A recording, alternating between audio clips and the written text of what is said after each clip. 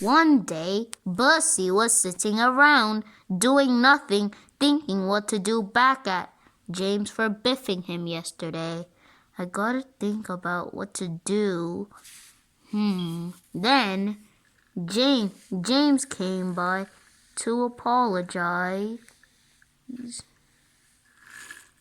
Hey, Bercy, go away, James. Sorry about the biff yesterday. Oh, now you want to apologize? Yes. Isn't that what friends do? Go away. We're not friends anymore. What? But why? Well, duh. Don't you think what you did to me? Oh, yeah, right. Well, I'm sorry. Anyways, it's okay, bro. We're still friends. Yay! You're not a baby. Stop saying yay. Babies don't talk, you know. Oh, right. So what do you want to do now? Go play Trekkers with Thomas and Bercy? And then Thomas came by.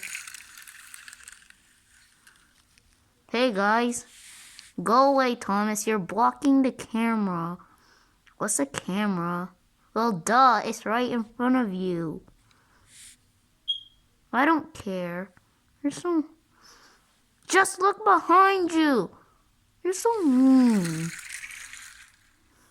What's that all about?